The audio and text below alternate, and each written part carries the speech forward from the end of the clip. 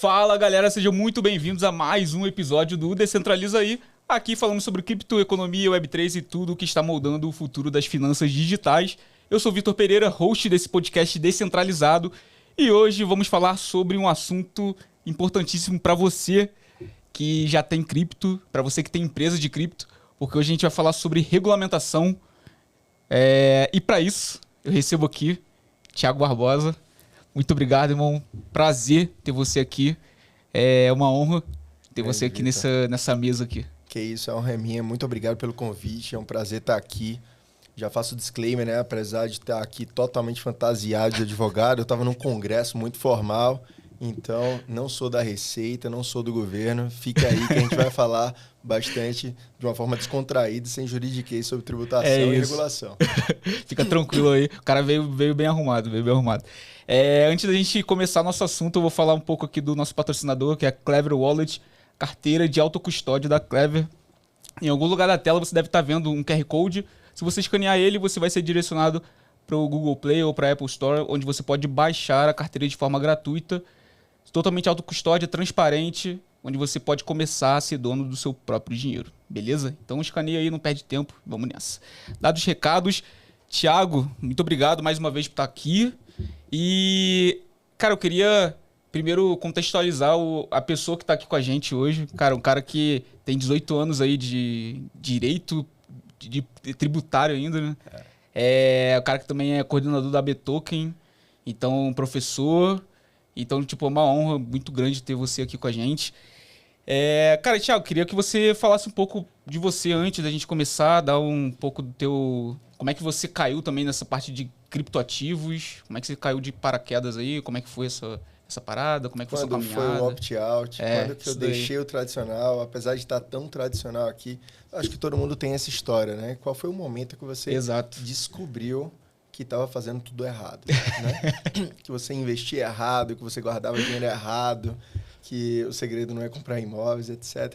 E a minha história é parecida com a de muita gente, né? Muita gente foi com um amigo, um churrasco, alguém que trouxe essa ideia maluca num final de semana ou algo do tipo. No meu caso, eu já advogava aqui em São Paulo, moro aqui desde 2010 e já advogava aqui há bastante tempo. Certo dia, lá em 2018, apareceram alguns clientes, né? Na verdade um pequeno grupo de clientes, amigos, jovens, lá no escritório. Disse, então, eu preciso de uma consultoria tributária. Disse, pois não, a gente entrou na sala e tal. Os caras disseram, olha, a gente tem alguns bitcoins e precisa regularizar. Fora ver en passant no jornal o que é o bitcoin, alguma coisa, a gente está falando de 2018, né? Cada ano no mundo cripto, você sabe melhor que eu, vale pelo menos uns 2 a 5. Exato. Então, 2018 é lá na era paleolítica. Então, no paleolítico, eles entraram lá e falaram que queriam regularizar os ativos deles. Eles tinham uma quantia bacana de Bitcoin, eram bem novos, menos de 30 anos, e todos eles com mais de R$1 milhão em ativos virtuais. Quando eu vi aquilo, minha primeira sensação é de que era um esquema. E eu digo, pô, eu tô com cara de otário. Porque vieram 4 meninos aqui novos para me enrolar. E um deles falou, olha, você tá com tempo? Eu disse, claro. A gente tá aqui. Na época tu já conhecia Bitcoin ou não? Tipo, não, nada. Assim, conhecia, tinha ouvido falar, pirâmide, eu tava no outro grupo, tava do lado de lá. Então, um deles abriu o notebook aqui, plugou o cabo HDMI e disse, olha, vou te mostrar como eu fiz esse dinheiro. Esse cara que fez isso tinha quase R$2 milhões. E aí ele plugou, ligou ali na tela. 2018 você conseguia fazer arbitragens gigantescas. Sim. E assim, qualquer pessoa que abrisse o navegador da internet, uma página no exchange e na outra, e soubesse analisar, você comprava por R$1 e vendia R$1,10. O spread era grande. O spread era grande. Então você comprava, você não precisava pegar um avião e ir até outro lugar. Você comprei agora na Argentina e estou vendendo no Brasil. E eles fizeram isso uma vez.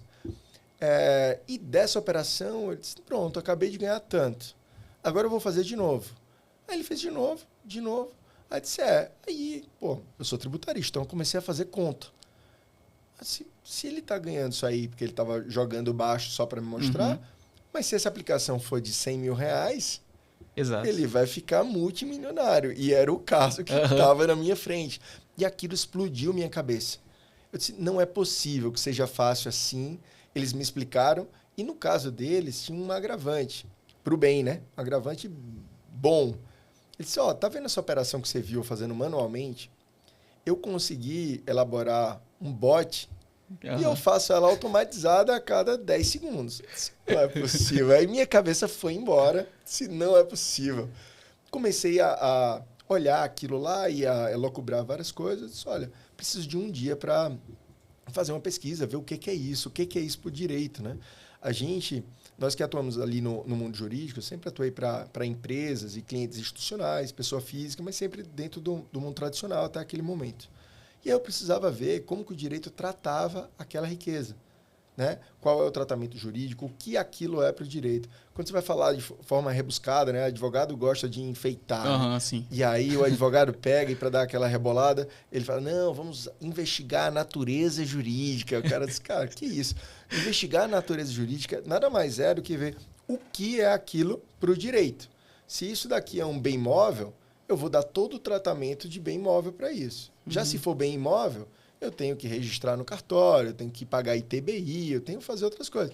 Então, note que é importante eu saber se é bem móvel ou imóvel, porque eu vou fazer um procedimento A, eu vou no Detran, se for um carro, o outro eu vou no cartório para fazer o registro ali. Sim. E eu precisava investigar. Então, eu comecei a investigar aquele negócio, achei muito bacana. 2018 era uma época que teve o boom de ICOs. Né? Exato. Então, eu entrei no mercado numa hora fantástica, porque tinha um boom de ICOs, de repente eu estava dando legal opinion para ICO. Projeto pra caramba. Projeto pra caramba. E o que você precisava? Quando você cria um projeto, olha só que interessante. Muita gente acha que o setor cripto está totalmente fora, em paralelo de qualquer norma legal, né? Mas imagina uma coisa, se você vai lançar um token, todo mundo que vai lançar um token sabe que tem que fazer um white paper. Quando você fala white paper, você vai falar o que ali? O que o token faz, qual que é a função dele ali, o ecossistema que ele cria e etc. E como que o usuário se beneficia daquilo, certo? Quando eu vou descrever esse tipo de coisa, eu preciso, dentre essas informações, informar aquele cara que compra e vende o token, qual é a tributação dele. Tem uma frase que eu costumo falar sempre, Vitor, que ela ilustra a tributação.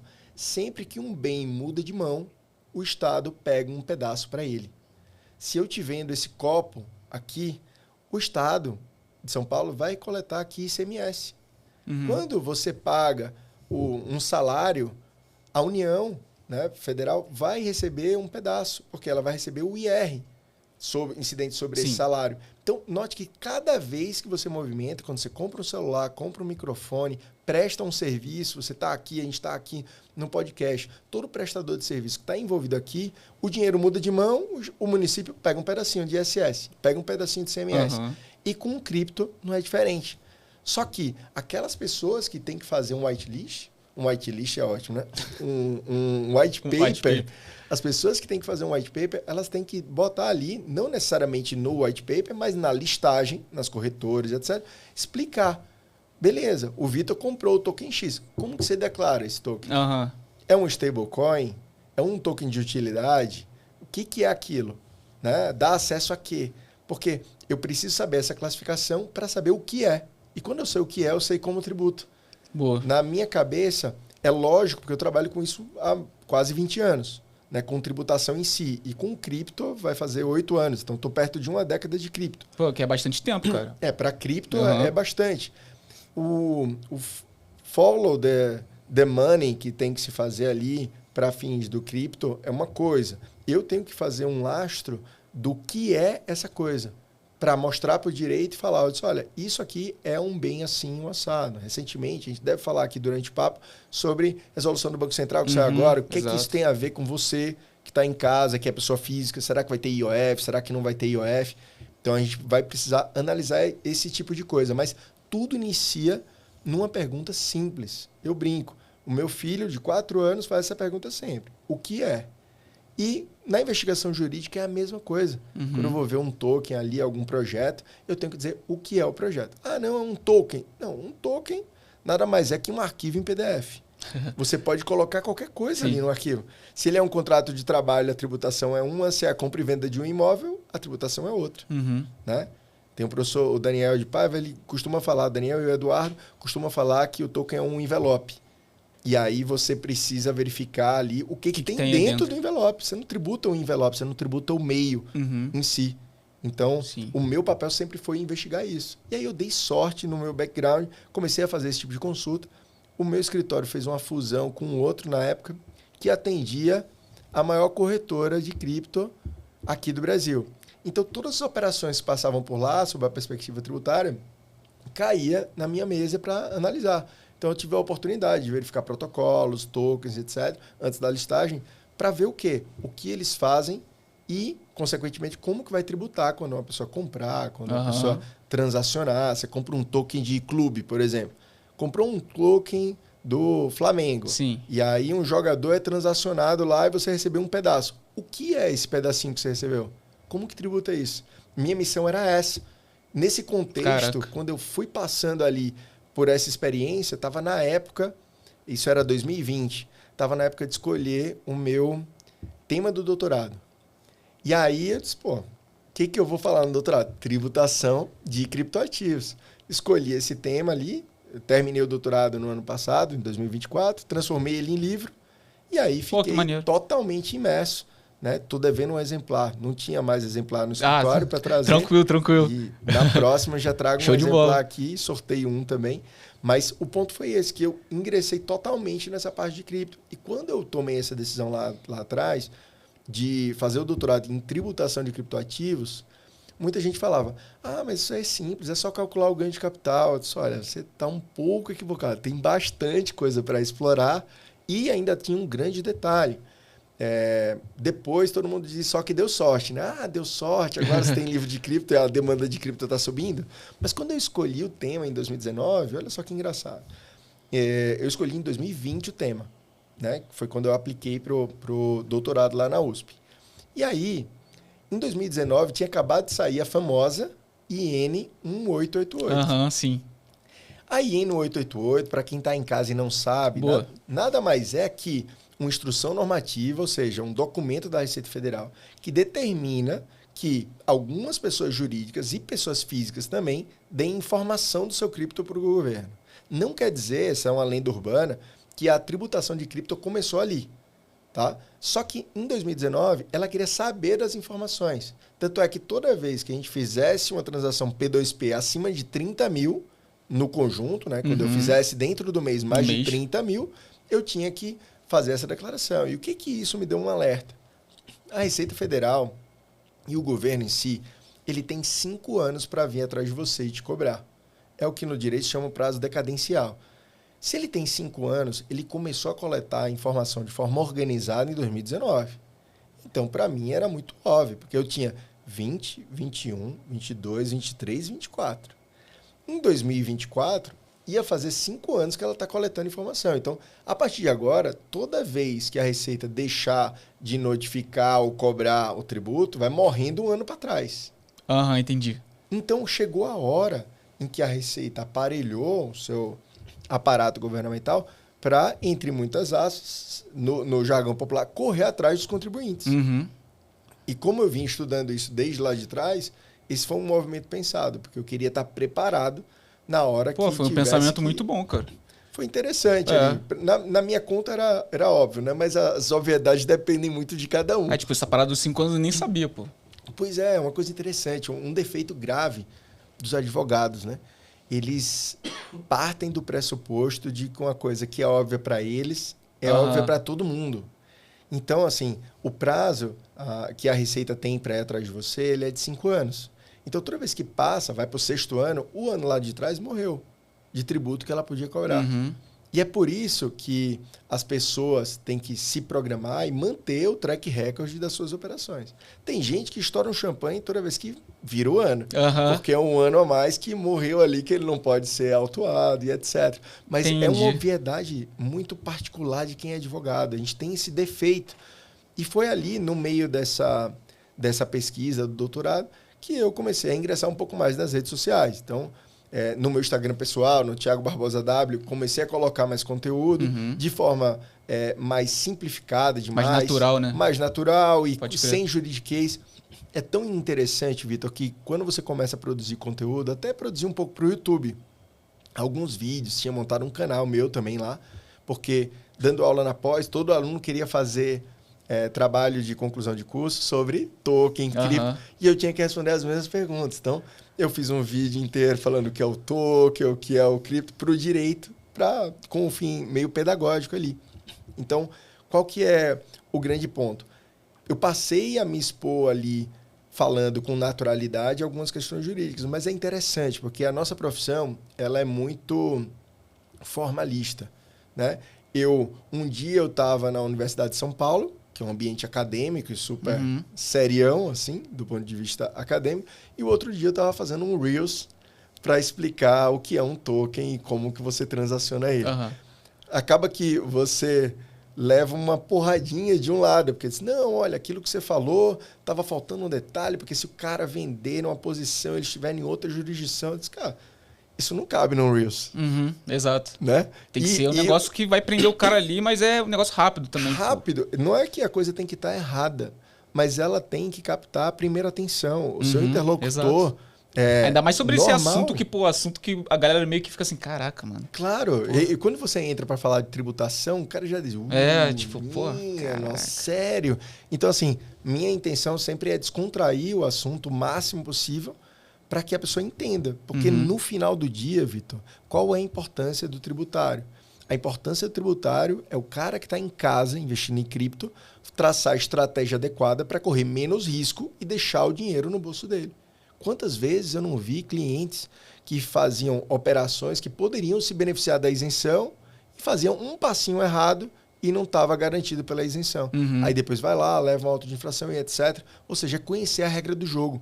O tributário, desde que eu me apaixonei pelo tributário lá atrás, eu me apaixonei pelo seguinte, eu gosto muito de esporte. Eu corro maratona, eu gosto de esportes de rendimento.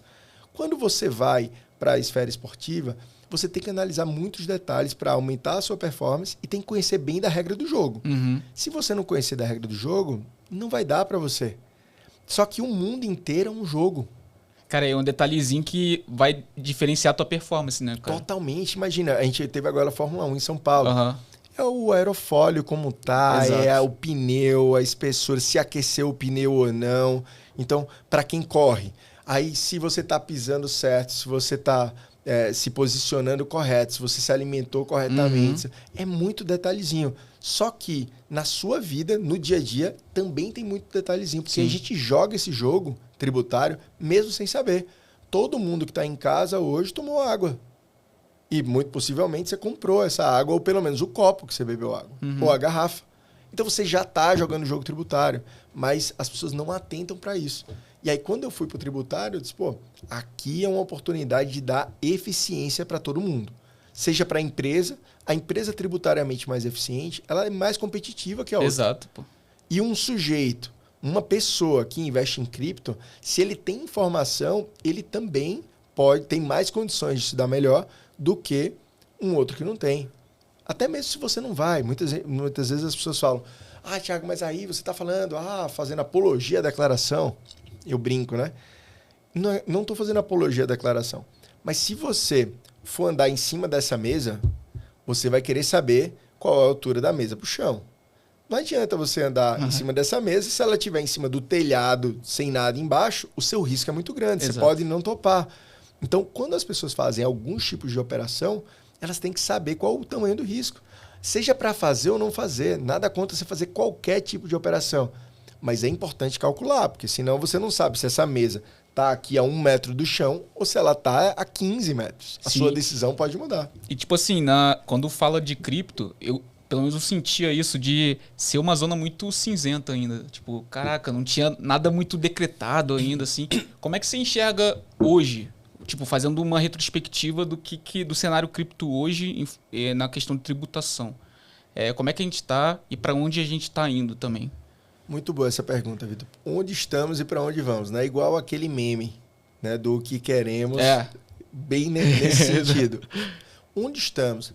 Tem uma lenda urbana que a tributação dos criptoativos começou em 2019 com a IN 888, mas isso não é verdade. Quando algum bem novo surge, não necessariamente você precisa trazer uma lei específica para aquele bem, desde que ele se enquadre em alguma categoria que já existe, certo? Eu costumo dar sempre o exemplo do triciclo. Imagina que você tem uma legislação para veículos automotores, mas até certo momento você tem ali o carro e a moto. Então você tem veículo de 4 rodas e de 2. Se eu inventar um triciclo, eu preciso criar uma lei para cobrar IPVA do triciclo? Não, porque dentro do gênero ou veículo automotor ele já entrou ali. Não precisa de uma lei específica para ele. Com os criptoativos é a mesma coisa. A primeira manifestação da Receita Federal, ela veio no Perguntas e Respostas de 2016. E ela já enquadrava o Bitcoin na época, e esse entendimento se estendia às outras coisas, como um bem imóvel imaterial. Quer dizer, o mesmo tratamento de bem imóvel imaterial eu vou dar para algumas outras coisas, eu vou dar para os criptoativos. Todo tratamento de bem imóvel. Se eu comprei... Uma ação, por exemplo. Uma ação, se eu comprei um carro, um bem imóvel, seja material ou imaterial, ele tem a mesma tributação. Então, quando você compra um carro, restaura ele e vende ele mais caro, você sabe que você tem ganho de capital. E com criptoativo é a mesma coisa. Quando você compra o Bitcoin agora na promoção de 500 mil e depois você vende por 600, você ganhou 100 mil reais. Você sabe que você tributa isso. Então, a Receita desde 2016 já sinalizava isso. Muita gente caía no erro de dizer, mas não tem lei. A Receita está tributando via perguntas e respostas, via IN. Não é verdade. É que a lei ela fala de forma genérica. Tem um ganho de capital, ou seja, deve incidir imposto de renda toda vez que você vende um bem ou direito. E já que esse negócio é um bem, se aplica já todas as regras que existiam. O que acontece é que a gente viu o ecossistema nascer e depois a tokenização ganhou outro aspecto. Stablecoins seguiam um caminho diferente. Sim. Você tirou aquela pureza inicial do Bitcoin e você usou a tecnologia de blockchain para dar outro sentido à negociação de ativos. Então, você tem diversos outros ativos. Você tem tokens de utilidade, você tem tokens de pagamento, você tem stablecoins lastreados em moedas fiduciárias de outros países. Sim. Com essa evolução, o que a gente teve? O legislador falou, olha, agora a coisa está ficando diversa. Tanto que lá atrás, a gente declarava, quem declarou lá atrás Bitcoin, você tinha na ficha de bens e direitos um campo 99, que era outros bens, tipo... Outros bens, nem precisa de um código específico. Como evoluir das coisas hoje, na ficha de bens e direitos, a gente tem um código só para criptoativos e dentro desse código vários subitens. Um só para Bitcoin, um para stablecoins, um para tokens, utility tokens e outros para os tokens em geral. Então, qual que é o grande ponto? O legislador ele foi aumentando a sua regulação. Foi aumentando as normas para deixar um pouco mais detalhado. Isso foi evoluindo. Não é que a tributação em si mudou. A tributação no básico, ela, para a maioria das pessoas que estão assistindo a gente, são investidores que compram e vendem Bitcoin ou outros ativos, você compra e vende com a intenção de lucro. Então, a sua tributação básica vai ser no ganho de capital. Sim. E o ganho de capital todo mundo conhece. É o ganho que você tem quando você vende um ativo. Comprei por 500 agora, promoção do Satoshi, vendi por 600, ganhei 100. Sobre esses 100, você vai pagar 15% para o Estado. Lógico, aí tem alguns detalhes que a gente pode falar depois. É diferente se você comprou no Brasil ou no exterior. A legislação foi se complicando, digamos assim. E isso dá para o cidadão uma estratégia. E essas dúvidas são importantes, porque elas podem te colocar dentro de um âmbito de isenção ou não. Né? Mas qual que é o ponto que a coisa evoluiu? Muita gente pensa que a tributação dos criptoativos está restrita ao ganho de capital. Isso não é verdade. Porque quando você vai analisar a tributação de um criptoativo, você precisa saber 3 coisas. A primeira delas é o que é o ativo. A segunda é qual o vínculo jurídico, qual é a relação que a gente está travando aqui que fez com que eu passasse meu ativo para você. E a terceira é quem é você. Na sala de aula eu costumo brincar, eu digo, é quem é você na fila do pão. Por quê? Imagina uma coisa. Eu tenho um Bitcoin aqui, eu sei qual que é o ativo. Ele é um bem imóvel e material. Só que eu estou te devendo um pagamento de serviço. E aí eu transfiro. Qual a natureza dessa relação, que é o segundo ponto? Um pagamento de serviço. E aí eu te pergunto, Vitor, como você acha que vai ser tributado? Se eu te paguei 100 mil reais em satoshis e eu estava te devendo o pagamento de um serviço que você fez para mim, como que você acha que vai ser tributado? Vai ser tributado como pagamento de prestação de serviço. Se isso fosse um pagamento de salário, por exemplo, ia incidir o IR de 27,5%. Caraca. Porque, olha só, eu só estou usando um outro bem para honrar a mesma dívida. Imagina que a gente sai daqui agora, vai lá no Paris 6, onde aceita criptoativos como pagamento. Se a conta deu R$1.000 e você paga em Bitcoin, como que você acha que o Paris 6 vai tributar esse recebimento de Bitcoin? Da mesma forma da outra mesa, que pagou em reais. Para ele recebeu o pagamento em bens. Se eu chegar no restaurante e deixar esse celular aqui como forma de pagamento e a conta foi R$1.000, ele está recebendo esse celular por R$1.000. Então, o tratamento que vai ser dado depende da relação jurídica que a gente travou. Por isso que, quando chega alguém para mim lá no escritório e fala, não, eu sou programador, eu recebi um Bitcoin. Eu disse, olha, o seu caso é o pior de todos. Se você está nos escutando agora, você é programador, sinto informar. Não fui eu que criei a regra, né? Odeie a mensagem, não odeie o mensageiro. Então, o ponto é, se você está recebendo por uma prestação de serviço, você vai ser tributado da mesma forma que seria se você recebesse em reais. Porque a natureza dessa operação é uma. E o terceiro requisito é quem é você. Se você é pessoa física e está recebendo um salário, 27,5. Se você é PJ, aí tem que ver se você está no simples, se você está no presumido, se você está no real. Consegue ver que quando eu fiz a tese, o meu livro está pautado exatamente nisso. Esses são os 3 pilares que você tem que ver, básicos, para destrinchar como que funciona a tributação de um criptoativo. Ver o que é o ativo, qual que é a relação jurídica entre as partes, qual é o negócio que você está honrando, pagamento de serviço, pagamento de bens, salário, qualquer outra coisa. E o terceiro, quem que é você juridicamente. Se é uma pessoa física, se está recebendo na PJ... Né? Muita gente fala assim, não, eu recebi, mas foi na PJ, eu sou MEI. Então, se você bate esses 3 critérios, você consegue identificar. Só que ainda tem um critério que, cada critério desse, você vai adentrar um pouco mais. Né? Os advogados já estão acostumados com o 2 e o 3, né? Que é o que é a natureza jurídica, então os contratos, as coisas, os advogados já sabem. E quem é você também. Os advogados sofrem mais no característica 1, saber o que é o ativo. Porque aí ele não sabe se aquilo ali é um stablecoin, se aquilo ali é um token de utilidade, se aquilo ali é um token de pagamento, ele não sabe identificar. Então, os advogados, em regra geral, eles precisam aprender mais o item 1. E as pessoas que fazem, elas precisam tomar mais noção do item 2 e 3. Para saber, porque geralmente elas erram e repetem um mantra de que a tributação de criptoativos, o que acontece? É ganho de capital. Todo mundo tem essa frase na mente. Sim. É a mesma coisa do limite de isenção. Quer ver uma coisa engraçada? Limite de isenção. Qual que é o limite de isenção? Todo mundo tem na ponta da língua.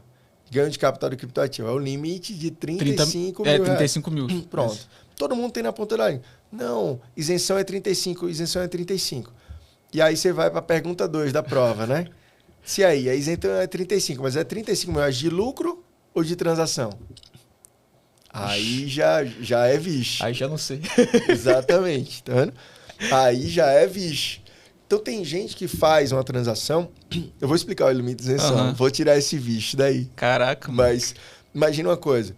Quando você está transacionando aqui no ambiente nacional, a Receita ela tem uma espécie de radar. Igual o carinha da polícia rodoviária que fica com um radarzinho. E você está passando aqui com seus criptos. Se ela botar um radar e ver que você, dentro do mês, passou com até 35 mil reais, ela não vai te parar. Mas se você passou com mais de 35 mil reais no radar... Que se eu transacionei ali... Transacionou, se você alienou, vendeu ou permutou. Vou focar só em venda e permuta, que é o mais simples. Se você vendeu ou permutou mais de 35 mil, contando todo, ela vai parar para falar com você. E quando ela para falar com você, ela vai ver qual foi o seu lucro nas transações e vai te cobrar o ganho de capital. Só que aqui tem um detalhe, é um detalhe que muita gente erra. As pessoas acham que até 35 ela não deve nada. E não é verdade. Eu tenho 2 regras isoladas aqui. A primeira regra, você foi pego no radar. Uma vez que você foi pego no radar, todo lucro que você tiver vai ser tributado. Vou te dar um exemplo para ficar mais claro. Imagina que você comprou um ativo por 30 mil reais.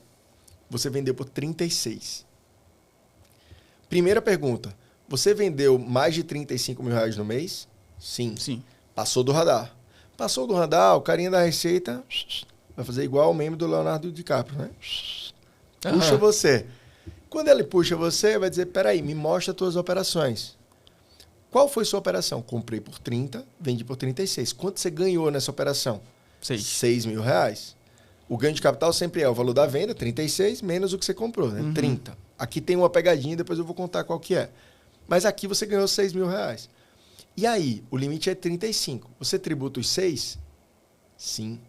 Porque uma vez que você passou, todo o lucro que você obteve, ele vai ser tributado pela Receita.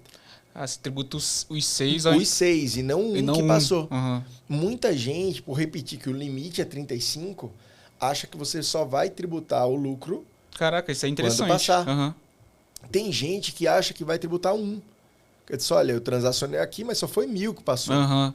Aí não... acha que vai fazer só em cima daquele que passou. Né? Exatamente. Então, isso não é verdade. Você quer ver outro erro muito comum? Uma pessoa tem um criptoativo lá fora. E aí ela pega, tá ali em Bitcoin, não aguentou o rally, desceu. O que é que ele faz quando o Bitcoin desce? Ele vai para Tether, vai para Circle, ele vai para stablecoin. Geralmente ele não vai vender e ir para real. Só vai respirar ali num dólar e depois ela volta. Então muita gente, mesmo ganhando dinheiro, comprou Bitcoin lá atrás, 200 mil. E aí agora ele começou a cair, a pessoa vai para Tether. Só que ela escutou que o limite de isenção é aqui no Brasil só. Isso é a verdade.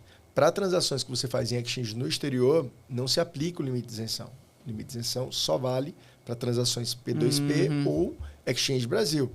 E aí o que ela faz? Ela muda para Tether lá fora e joga esse Tether para o Brasil e aqui ela saca em reais. Sabe qual é a sensação dessa pessoa?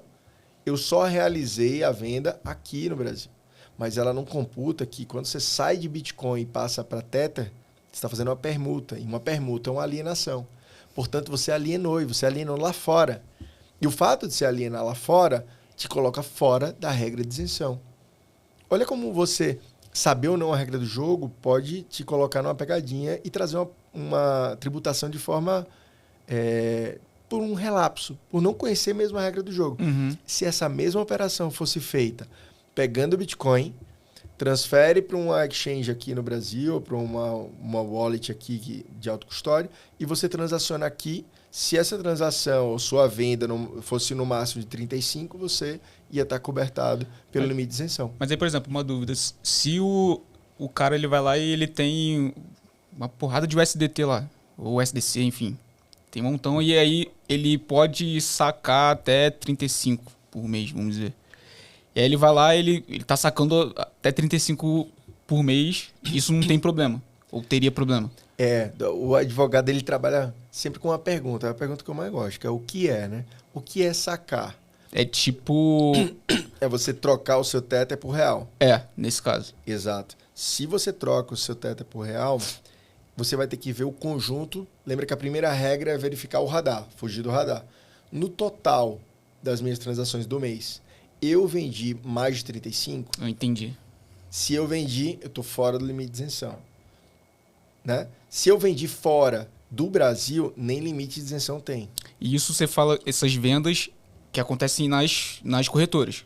Todas as vendas. Ou DeFi também? Quando ele olha para você, a primeira pergunta dele é: o Vitor, no geral, contando Brasil, exterior, tudo que ele movimentou ali e vendeu de cripto, ele vendeu mais de 35? Se você vendeu mais de 35 em todo lugar que você tem Exchange Brasil, exterior, autocustódia, se somando tudo, você vendeu mais de 35, ele pode vir falar com você. Se você está abaixo disso, ele nem vai vir, você está dentro de um limite ali. Entendi. Você não passou nem pelo radar da Receita Federal. Saquei. E aí, assim, tipo... a gente falando um pouco dessas questões de tributação... como é que cripto tá hoje, né? A gente tem essa questão, aí eu vi que você falou um pouco de identificar o que é o ativo. Se aí ele é uma security, se é uma utility, o que seria isso? Tipo, o que seriam esses... O que seriam esses tipos, né? E por que eles são diferenciados? Por qual a razão jurídica de você diferenciar alguns tokens? Tipo, o Bitcoin hoje ele é o quê? Ele é uma utility, uma security, é o quê? Boa. O Bitcoin hoje é um token de pagamento. Então, ele não é um utility nem é uma security. O que a gente vai analisar? Quando você tem um token normal, que é feito para fins de pagamento ou investimento, ele está dentro de uma categoria. Uma subcategoria, ou uma outra categoria aqui dentro do espectro de classificação, são as stablecoins, porque apesar de serem tokens de pagamento, elas estão lastreadas num ativo. Sim. Um ativo estável. Esse é o próprio conceito de stablecoin. Então, ela está lastreada no dólar, no euro, no real, no ouro, ou algo do tipo. Quando você tem um token de utilidade, esse token, a finalidade dele é te prover acesso a um bem ou serviço. Ele funciona parecido com o voucher, né? Então, eu posso ter um ingresso tokenizado, por exemplo. Se eu vou num show e eu tenho um ingresso tokenizado. Ele me dá acesso a um serviço ali. Né? Ele pode me dar acesso a resgate de bens. Esse é o chamado token de utilidade. E você tem o token que é valor mobiliário. O que é o token que é valor mobiliário? Quando você oferece ao mercado a compra de um ativo, que ali você tem a avença de um contrato e você promete para o investidor um retorno financeiro que decorre de algum empreendimento, seja feito pelo emissor do token ou de terceiro, você está acessando o mercado, que é um mercado que se chama mercado de capitais. Você está acessando, para explicar de forma mais simples, você está acessando a economia popular. Você está pegando o dinheiro de geral. Para não complicar, o que você está fazendo? Como você vai acessar o dinheiro de todo mundo, você tem uma série de regras regulamentares e o xerife dessa área é a CVM, é a Comissão de Valores Mobiliários. Então, se você é um security ou um valor mobiliário em português, você precisa seguir as regras da CVM para listagem, para abertura de documentação, para critérios de segurança. Por quê? Porque você está usando esse token, exemplo, vou lançar um token e vou angariar dinheiro para construir um prédio. Eu estou pegando dinheiro para fazer um empreendimento. E estou jogando ele com uma oferta pública, um contrato, que promete rendimento futuro e depende de um empreendimento feito por mim ou por um terceiro. Seguindo esses 4, que no juridiquês se chama teste de Howey. Quando você diz sim para todos esses questionamentos, você enquadra o token como security. E aí, por que todo mundo se preocupa com o enquadramento de um token como security? Porque ele tem um regulamento próprio, o emissor tem que cumprir regras de CVM e você tem uma tributação própria também. Esse é o grande detalhe. Quando você tem esses 3 pontos, você está acessando a poupança popular para fazer um empreendimento e prometendo um retorno do investimento, você está agindo numa forma de fazer um valor mobiliário. E aí você tem que tomar uma série de regras. Todo mundo que está num escritório de advocacia e recebe um projeto de empresa, sempre o primeiro passo é verificar o que é o token. Não o que o cara que criou diz que ele é. Né? O que ele diz que é, pode crer. Aí cada um pode dizer que é o que quiser. Mas o que ele é de fato. O que ele é de fato. Então eu preciso saber qual é a utilidade que ele dá, se ele promete investimento, se ele promete algum retorno e se esse retorno ele decorre de um esforço do investidor, do emissor ou de terceiro. Olha só que caso interessante, Vitor. Eu trabalhei num caso, numa parte da assessoria, e teve a emissão de um token. Tem um token do Vasco emitido. O token do Vasco é um token que é comercializado na exchange, do mercado Bitcoin. E qual que era o ponto do token do Vasco? Você pegava alguns jogadores que já passou pela base do Vasco, e quando você tem um jogador na sua base, você tem uma coisa que chama mecanismo de solidariedade. Isso garante que o clube que forma os jogadores ali na unidade de base, cada ano que passa, ele vai ganhando um pedacinho mais de percentual sobre o valor de transferência do jogador. Quando você cumpre todo esse período, vamos supor ali um jogador que ficou desde novinho e ficou até mais de 21, toda vez que esse jogador é transferido, pro resto da vida dele, o clube que formou ele ganha 5%. Então, não interessa como que o Neymar tá. Se ele foi pro PSG, pro Real Madrid, pra Miami, eu nem sei. Eu não sou um cara muito ligado no futebol, não. Nem sei onde ele tá. Tá no Santos agora, né? Então, assim, não saber que o Neymar tá no Santos também não é para tanto. Não gosto de futebol, mas não é para tanto. Mas não interessa o que aconteça, sempre que o Neymar se mudar de time, o Santos vai receber um pedacinho. Isso é um mecanismo de solidariedade. E o token do Vasco, o que ele fazia? Ele pegava uma cesta de jogadores, 6 jogadores, e colocava um token de modo que toda vez que aquele jogador se muda, o Vasco recebe um pedaço. Mas você que comprou o token também recebe um pedacinho. E aí vem a pergunta. Em formato do token. Em formato do token. Então, suponha que eu pego lá e invisto R$1.000. E o Felipe Coutinho, que está na sexta, ele sai do clube X e vai para o clube Y. O Vasco vai receber, supondo ali que ele tokenizou 10% do direito que ele tinha, do Felipe Coutinho. Os outros 10% estão comigo, com você, que todo mundo comprou o token. Então, se o Felipe Coutinho foi vendido para outro time, o Vasco recebe um pedaço, e um pedaço quem recebe sou eu também. E aí a pergunta, quando você analisa juridicamente esse token, e aí, é um valor mobiliário? Aí você vai me dizer, Thiago, você falou comigo, tem um contrato escrito, tem uma oferta pública, o token foi ofertado para todo mundo, tem um retorno do investimento, mas será que tem um esforço do Vasco ou de terceiro? Essa é uma pergunta capciosa. E aí, é isso que toma o nosso sono. Aquela ceninha que você vê em filme americano, né, que só é de um dia para o outro, e o cara amanhece com vários Red Bulls e o caso já está solucionado. Na vida real, são muitos dias e a bunda na cadeira e o olho na tela para você pesquisar bastante, fazer sua linha de raciocínio, porque nesse caso, por exemplo, houve até uma consulta CVM e não foi enquadrado como token de valor mobiliário. Por quê? Porque o direito adquirido pelo Vasco já tinha sido adquirido. Ele não dependia dos jogadores para ter esse direito mais. Então, ele já tinha completado o ciclo de ter esse direito. Mas mesmo assim, na seara jurídica, quando você vai dar uma aula ou vai discutir com os seus pares nos grupos especializados ali de discussão de tributação de criptoativo, ou de regulação de criptoativo nesse caso, ainda há uma dissonância. Você diz, nossa, não, mas eu acho que tem um esforço, mas se o jogador não jogar bem, não vende, tudo bem, mas quem vendeu o direito foi o Vasco. Aí eu vou entrar na minha seara. E é isso que eu entro para discutir, porque quando sai um token que tem qualquer característica dessa, você precisa cumprir esses requisitos. Porque o emissor do token ele tem que estar seguro para fazer as coisas. Então, todo o papel inicial de um projeto, pelo menos quando chega no jurídico, é verificar se é um valor mobiliário. Porque se for, o custo envolvido é muito mais alto. As exigências da CVM são muito mais altas. Então, tipo assim, para a galera que está criando token, assim, hoje em dia, o mais interessante é ele ir pro lado de security, né? Do que de utility. Na verdade, ele tem que evitar ser security. Ah, tá. Se ele for uma security, ele está sobre o guarda-chuva da CVM. E a régua da CVM com relação a valores que você tem que ter... Para CVM ir para utility. Né, exatamente. Entendi. O sonho de todo emissor é que o seu token de fato seja um utility ou um token de pagamento. Aí você vai fazer um token de pagamento específico para a plataforma. Você está aqui, descentraliza aí. Aí você vai vender produtos lá e você vende um token que dá acesso mais barato aos produtos, descentraliza aí. É uma caneca, uma camisa e tal. Então você está fazendo um token de utilidade. Você não está prometendo um retorno. Toda vez que você enquadra, e aí essa parte ela é destinada a quem emite, né?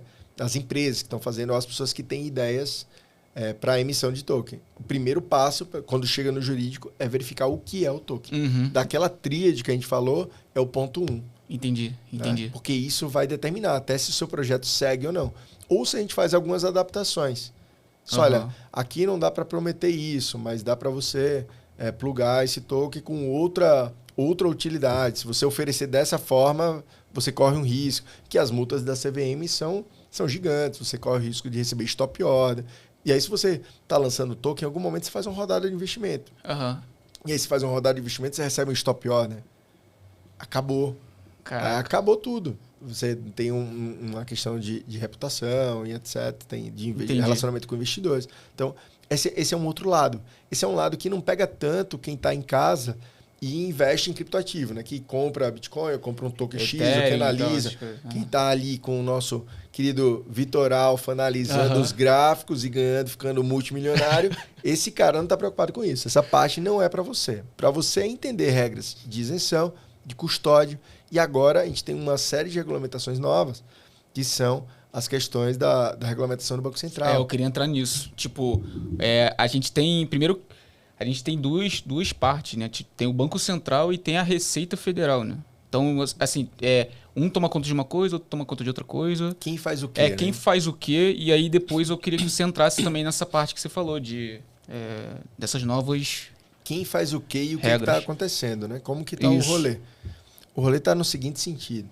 A Receita Federal, ela sempre vai se preocupar em dar normas, publicar normas, para coletar informação, para calcular as coisas e te cobrar tributo.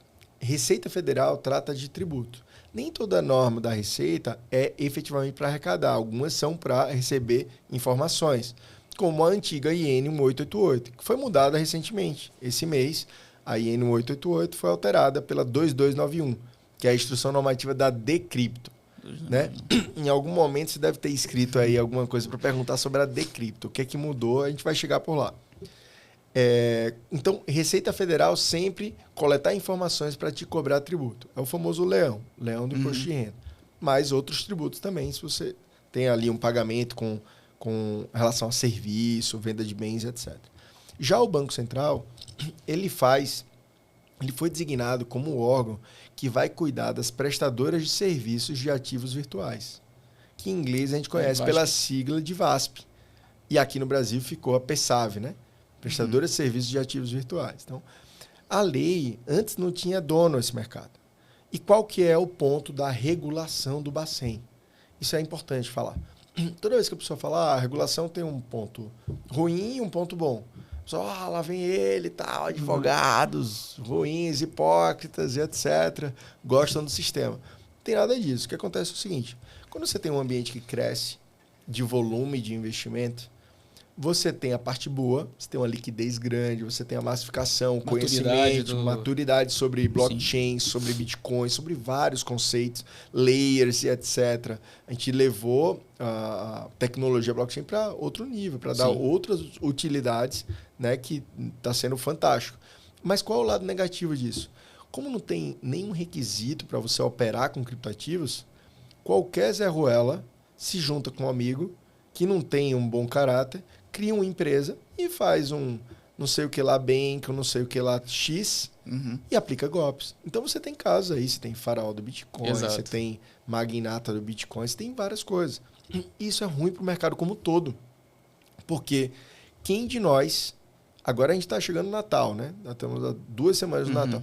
Quem de nós nunca passou, ou vai passar agora no Natal, as perguntas. Bitcoin é pirâmide? Isso aí é do crime. Recentemente teve algumas questões que o crime organizado tinha utilizado criptoativos. Também utilizou dólar e imóveis. Mas ninguém falou, o dólar é do crime, né? Os imóveis são do crime. Foi até bom você ter falado isso, que também tem agora a questão de lavagem do dinheiro, né? Lavagem de dinheiro. Questão do KYC para autocustódia. Isso tá bem forte, a gente vai chegar aí. Mas vê só, como é bagunçado se eu não exijo nenhum requisito.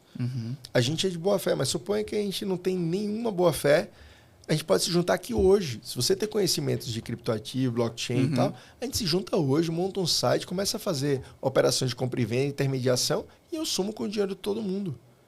Nenhum órgão fiscalizou, ninguém viu, não tem capital mínimo, não tem nada. E aí é nesse cenário que acontece muita coisa ruim, e aí chega uma pessoa para regular o mercado. Na consulta pública, o que é uma consulta pública? Antes de botar a norma publicada, o Banco Central ele vem escutar todo o ecossistema. Eu faço parte da ABTOC, sou coordenador da parte tributária lá da ABTOC, junto com a Regina Pedroso, que é a nossa presidente. A gente faz um trabalho bem sério lá com relação à interlocução com a Receita Federal, com o Bacen e outros órgãos. E o que acontece? Quando o Banco Central vai emitir a norma, ele escuta a comunidade. Ele bota uma minuta, como se fosse um rascunho da norma, diz, galera, eu acho que eu vou publicar isso aí. E aí todo mundo vai debater, o Banco Central no Brasil ele é muito aberto, então ele vai a vários congressos, vários eventos, até em grandes escritórios. Eu já vi muita gente falando disso já. Muito. Tipo, então assim, tecnicamente o Banco Central ele foi no Blockchain Rio, tava lá. Blockchain Rio, sempre.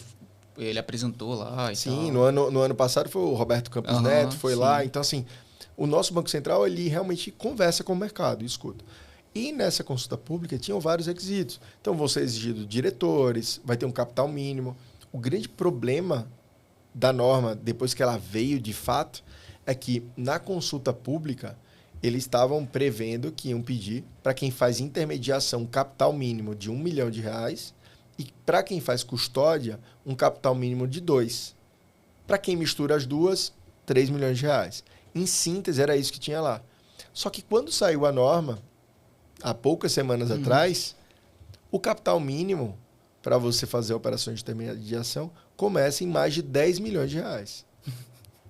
Então, teve uma discrepância muito grande entre o que ela rodou de rascunho e o que saiu de norma efetiva. Caraca. E isso assustou bastante o mercado, porque, embora o mercado precise de uma regulação, então ali tem novas normas de QIC, você tem regras com emissão de designação de diretores específicos, os diretores assinam os contratos com os provedores de tecnologia, porque não adianta você fazer um ecossistema, depois dá um problema, você não fui eu, foi o cara da custódia, não fui eu, foi o cara que dá o wallet. Então, ela colocou vários requisitos de regulamentação para que o ecossistema fique mais seguro. E aí, logicamente, quem é libertário essa hora já está com aquele emojizinho que sai um líquido verde, né? Falando, o Estado não precisava estar aqui. Não estou dizendo que ele precisava. Eu só estou dizendo que, dentro de uma bagunça, existem algumas pessoas que ainda querem investir dentro do institucional. Né? Eu estou aqui fantasiado de advogado, mas você está tá melhor vestido que eu, que você está com a camisa Not Your Keys, Not Your Coins. Então, é isso aí. Qual que é o ponto? Para quem está totalmente dentro do meio cripto, isso faz todo sentido. Mas para o meu tio de 50 anos, ele vai demorar para chegar aí. Sim, sim. Então, quando ele vai se expor a um Bitcoin, por exemplo, ele vai, de fato, procurar uma corretora. Exato. Mas eu posso fazer uma wallet. Ou vai comprar um ETF. Ou vai comprar um ETF. Assim, é mais fácil hoje ele baixar o aplicativo na corretora. Então, você tem um mercado para nós, que estamos dentro, e conhecemos a tecnologia, você tem autocustódia, etc. E você tem um mercado para quem está começando. Seja porque é novo, ou porque é mais velho, ou porque não tem conhecimento, independente da idade, né? A idade não determina conhecimento. Ou por escolha mesmo, cara. Tipo, a gente estava até conversando aqui antes de tipo, às vezes a pessoa não quer ter essa responsabilidade de guardar as suas chaves e tal. Cara, quer delegar para uma corretora e tá tudo certo, cara. Quer ver uma coisa que advogado pensa muito, e eu tenho recebido bastante lá no escritório. Você tem muito bonita a camisa, Not Your Keys, Not Your Coins. Como você é novo, Vitor, você é casado, certo? Sou. Pronto. Então, você tem filhos? Não. Não. Então, você é casado, não tem filhos, Not Your Keys, Not Your Coins.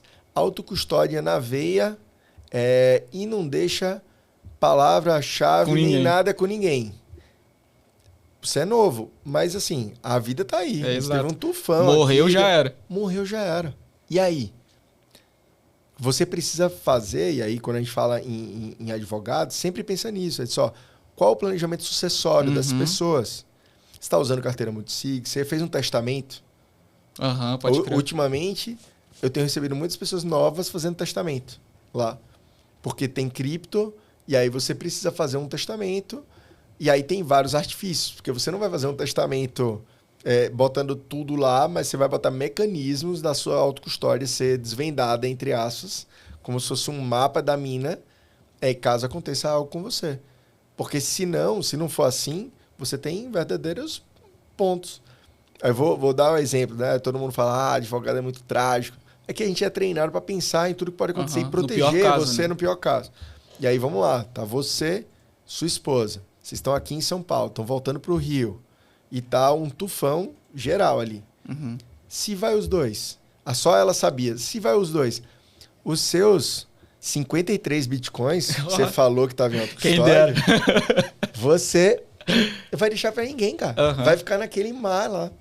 Se tivesse numa corretora, ia passar para seus pais ou para os herdeiros necessários ali. Thiago, você está fazendo apologia à corretora? Não. Mas se você não quer deixar nem na corretora, faz um testamento. Aí no testamento tu colocaria tipo... No testamento você coloca uma pessoa que é responsável e aí você tem vários jeitos de fazer. Você pode linkar o seu testamento com uma carteira multisig. Você pode linkar o seu testamento com um cofre bancário, um cofre X que tem uma carteira com a seed phrase. Você tem várias formas de fazer, de segurança. Mas o que você não pode é não fazer nada. Uhum. Porque a gente está cheio de casos aí de bitcoins que já foram perdidos. Então, assim, essa frase é muito boa, not your keys, not your coins.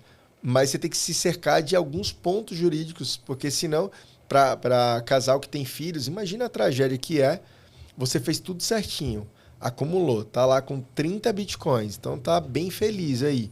Tem 2 filhos, aí viaja o casal para descansar um pouco, aconteceu alguma fatalidade. O seu filho vai ter 0, cara. Cara, isso é forte, cara. Porque... 0. Imagina, você era milionário e você vai deixar 2 crianças com absolutamente 0 reais. Isso é bizarro. Cara, isso é um ponto interessante de tu colocar, porque o que você tá falando não é uma apologia mesmo. De jeito nenhum. Mas é um fato, né, cara? Tipo, é uma realidade que a gente tá aqui... Pode acontecer com qualquer um, tá ligado? É uma realidade. E às vezes no dia a dia, a gente não pensa nessas paradas, cara. Tipo assim, pô, tenho lá na minha autocustódia, mas, pô, mano, se acontecer uma parada comigo, que aí? Exato. Ferrou, algumas vezes você até pensa, mas o seu ciclo ainda é muito fechado. Aí você diz, não, tá tudo com a minha esposa. Beleza, quantas vezes você viaja? Você viaja sempre com ela. Pode crer. Se for algo num voo, pegou todo mundo. Pode crer. Então, assim, existem mecanismos que você faz para se proteger desse tipo de coisa. Quer ver uma outra preocupação interessante que eu recebo bastante? Imagina que você tem... Eu fiz uma consulta essa semana, que a pessoa tinha essa dúvida, e ela chega recorrentemente. Se você angariou bastante Bitcoin, mas você não confia por algum motivo em ter esses Bitcoins declarados na sua declaração de imposto de renda, por algum vazamento e etc., existem várias estruturas, não ilegais, mas se você abrir uma empresa e os seus bitcoins estiverem dessa empresa, os seus bitcoins deixam de aparecer no seu imposto de renda. Mas você continua detendo, só que você detém eles através de uma pessoa jurídica. Então você usou o mecanismo da lei para colocar um ativo que ainda está sobre seu total controle, mas ele está na pessoa jurídica e não na pessoa física. Entendi. Isso faz com que na sua lista lá de bens, você tem o seu carro, o seu apartamento e tem ações da empresa Vitor, centraliza aí. Mas você não tem Bitcoin lá. E lá na empresa que tem... E na empresa você tem. E aí já é outro nível de coisa. Pode crer. Essa é uma questão bem interessante. Muitas pessoas têm receio, eu recebo isso, principalmente pessoas mais velhas. Só, olha, estou escutando muita coisa de vazamento de dados, etc. Tem muita notícia, algumas verdadeiras, outras nem tanto, né? Fake news que circulam por aí. Não me sinto seguro de ter os meus criptoativos na minha declaração do imposto de renda. Mas não queria evadir. Não queria ali ludibriar ou fazer nada errado e correr risco. Existem mecanismos para você colocar esse criptoativo numa empresa e você ser dono da empresa. Logicamente que isso exige um planejamento para saber, você pretende vender, onde que vai estar essa empresa, porque a venda na pessoa jurídica ela tem uma tributação diferente da venda da pessoa física. Então, assim, cada caso é um caso, mas você consegue perceber que o mero fato de te dá várias opções ali de proteção para você. Se você analisa, olha como a tributação é importante. Um montão de coisa que você falou aqui que para mim, tipo, eu ainda não... Era algo bem longe, assim, tá ligado? Pra todo tipo, mundo é. E é mó doideira, porque tu trazer essa informação... Pô, tipo, por isso que é importante tu trocar uma ideia com um advogado tributarista focado em cripto, cara. Porque ele te traz algumas coisas que, pô... Às vezes não tá no teu radar, tá ligado? E não tá mesmo. Exato. E eu tenho certeza que se eu chegar lá no teu escritório e mostrar lá, cara, tu vai ter um montão de coisa pra ajustar a performance, tá ligado? Sim. Tenho certeza disso. Imagina só, né, Vitor? A gente trabalha... O tributarista, ele é um integrante de uma equipe de Fórmula 1. O cara que pilota o carro é um empresário ou a pessoa física, cara. Você que tá fazendo o seu corre, botando sua grana. Aí você faz seu corre, bota 1 milhão, 2 milhões, 10 milhões. Você pega uma empresa e começa a faturar 10 milhões, 20, 100. Você faz isso. O papel de cada integrante da sua empresa, o seu assessor de pessoa física, é te dar mais performance. Você vai no seu médico para você não ficar doente, para você ficar no shape, vai no nutricionista para você ficar ali, não comer besteira, atingir seu peso. E no ponto de vista do business, do seu bolso, você vai no contador para ele contabilizar tudo certinho e você vai no advogado para ver qual a melhor estratégia de fazer os seus passos. Você não pode pagar tributo onde você não deveria. Então, toda vez que a gente vai prestar serviço como tributarista, a gente é como se fosse um engenheiro do motor ali. Não adianta. Se você tem que ter... Você tem todo o talento do mundo, você vende pra caramba. Se você tem o pior regime, você não toma os créditos adequados, você não é competitivo. E o cara do lado que tá com toda a estrutura e também é bom, ele vai ganhar de você. Tá com a qualidade de vida melhor que a tua. Exatamente. Ele vai ganhar ou mais ou o mesmo com menos esforço. Uhum. Porque no final, a eficiência quer dizer você aplicar o esforço necessário para ter o melhor resultado. Quando você tem esse copo aqui cabe 300 ml. Tem gente que fala, não, quando sobra dinheiro, você gasta dinheiro sem saber, né? Só que eu sempre uso esse exemplo. Esse copo aqui tem 300 ml. Por que está sobrando dinheiro? A gente está com um champanhe aqui da Veuve Clicquot. Você vai botar 500 ml nesse copo? Não vai. Porque se você derramar 500 ml, vai esborrar 200, você nem tomou, cara. A eficiência é você saber que aqui tem 300, você vai botar 300 aqui dentro. Sim. Essa é a eficiência. E essa é a eficiência tributária. Você tomar todos os créditos, você fazer os movimentos adequados. Se você pode vender 35 mil no dia 30 e mais 35 mil no dia 1º e não pagar nada de tributo, por que você vai vender os 70 dia 30? E pagar 15% do seu ganho? Faz no último dia do mês, no primeiro Faz dia do no mês. primeiro, no último e primeiro. Ah, não, mas minha conta é 70. Você não consegue ajustar? Porque se você conseguir ajustar, você vai pagar 0, cara. Uhum. O que você está fazendo é ineficiente. E não é porque você... É porque não é a sua parte, não é entender dessa regra do jogo. Então você precisa procurar alguém que entende para te ajudar, junto com você. Porque quem pilota é você. É o empresário que pilota. Mas ele precisa trocar a ideia com o tributarista dele. Uhum. Mais ainda agora, que a gente tem reforma tributária, tá uma loucura. Sim. Né? Pessoa física é a mesma coisa. O cara chegou num determinado momento, ele não quer manter todo o dinheiro no bolso dele, qual que é a melhor estratégia? É atuar via pessoa física, é pessoa jurídica, já está na hora de ter um offshore para aplicar lá. Como que eu faço? Cara, a gente tava até trocando uma ideia com outro convidado que veio aqui, a gente tava até conversando sobre isso, questão de offshore e tal. Mas assim, a gente falando de essa parte do KYC que foi falado recentemente e tal, que todas essas questões que você trouxe de novas do Banco Central, da Receita, elas vão começar ano que vem. Dia 2 de fevereiro. Não começaram ainda, né? Um dia antes do meu aniversário. Vou receber elas de presente. Caraca. Quando eu chegar, quando eu fizer 43, aí já vai estar o caos. Uhum. E aí, tipo assim, uma dessas questões foi falar dessa questão do KYC, de que seria isso, cara? Para autocustódia? Vi alguma questão nessas paradas. Que é isso, né? Uma das resoluções, aqui dos 21, ela traz o seguinte. Quando você tem um programa de KYC, que é Know Your Customer, você vai pegar todos os documentos da pessoa que está sendo abordada na empresa, certo? Você precisa saber com quem você está transacionando, para não correr o risco de você estar lavando dinheiro sem saber. Uhum. Eu não posso pegar, se você tem lá na sua declaração de imposto de renda, uma renda declarada de 1 milhão por ano, eu não posso te dar um limite de 100 milhões e ver você operando 100 milhões. A não ser que você me diga, não, faço contrato de intermediação, aqui está o meu contrato, a minha atividade é essa, eu recebo o dinheiro do João e repasso para cá. Você tem que me abrir o caminho do dinheiro, o follow the money. Esse KYC, ele vai ficar mais rigoroso com as normas do Banco Central. Só que uma norma que preocupou é que no anexo da resolução 521 do Bacen, tem informando que uma das informações a serem repassadas é o proprietário da carteira de destino e informações da carteira de destino. Quando você escuta uma informação dessa, o seu cabelo fica de pé. Você diz, putz, vão abrir o meu nome junto com a minha carteira de endereço. Isso é uma informação muito preocupante. Todas as empresas associadas, não somente a AB Token, mas a várias outras associações, todas já estão se mobilizando para interceder junto ao Banco Central e explicar esse ponto. E aqui vale a pena puxar fazer um corte e voltar na história. Quando a gente teve lá em 2019 a IN 888, a Receita Federal tinha em um dos artigos a necessidade, ela prescrevia a necessidade do contribuinte indicar a carteira. O mercado ficou enlouquecido, explicou para a Receita Federal o que acontecia. É diferente de eu dar para todo mundo o seu número de agência e conta.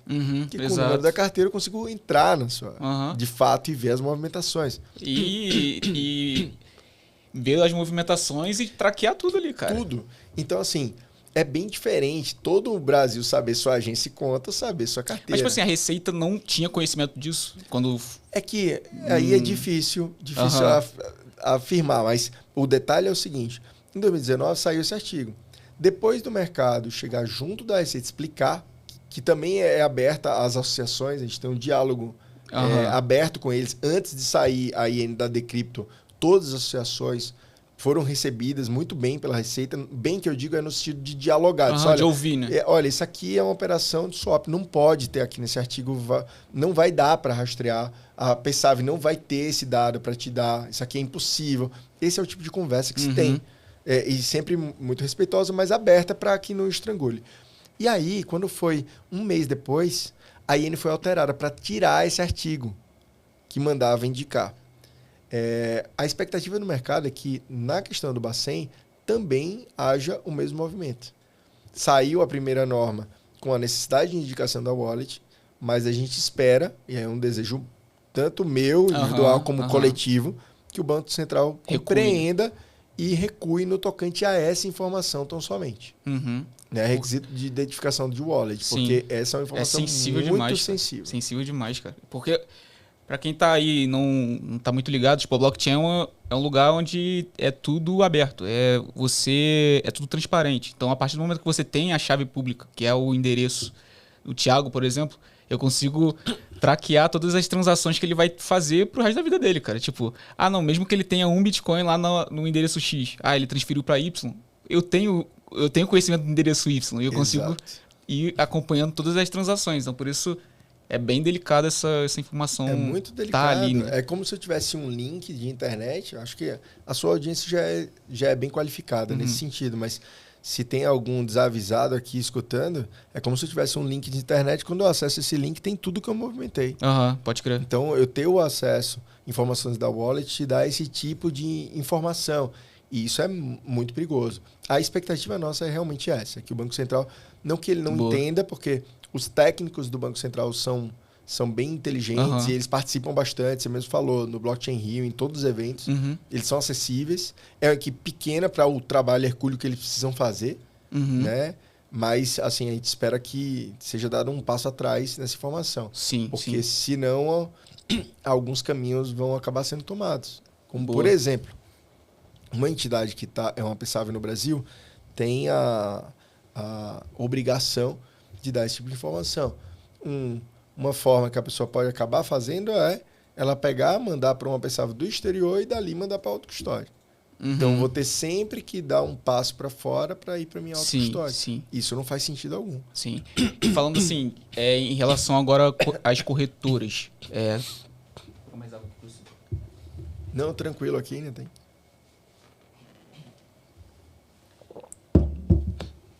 Tipo assim, falando um pouco em relação às corretoras, tem muito essa questão de corretora brasileira, corretora estrangeira. O pessoal fica meio assim, vou fazer em corretora estrangeira porque não vai reportar, vou fazer na brasileira. Cara, eu queria que você trouxesse um pouco das diferenças e eu acho que mais para mostrar, qual é o perfil... O perfil do cara, assim, o cara tá assistindo a gente, ele olha assim, cara, tô na dúvida de onde fazer esse tipo de transação. Queria mais que você trouxesse essa visão. Claro, vamos lá. O embate é exchange nacional versus estrangeira. Qual que é a diferença? Isso mudou agora, tá?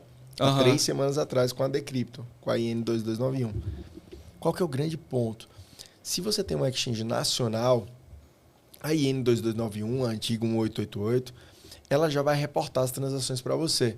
Então, se você faz as transações no Exchange Nacional, você não precisa se preocupar em entrar lá no ECAC, que é um site do governo, e informar suas transações. Por quê? Porque a própria PSAV, a própria Exchange, já informa mensalmente para o governo. Se você faz operações em exchanges internacionais, você é o responsável por reportar à Receita Federal. Só que Você só é responsável se você fez operações em exchanges estrangeiras acima de R$35 mil. Antes o limite era 30. Aí gerava uma confusão, né? Do limite da iene com o limite de isenção. Agora é tudo 35. Então, pelo menos menos uma confusão para você aí. O limite está unificado. Se você faz isso em exchanges estrangeiras, você precisa reportar. Aqui você não precisa reportar. Qual que é uma outra diferença? A tributação. Quando você faz uma operação no exchange nacional, sua tributação é pelo ganho de capital dentro do mês.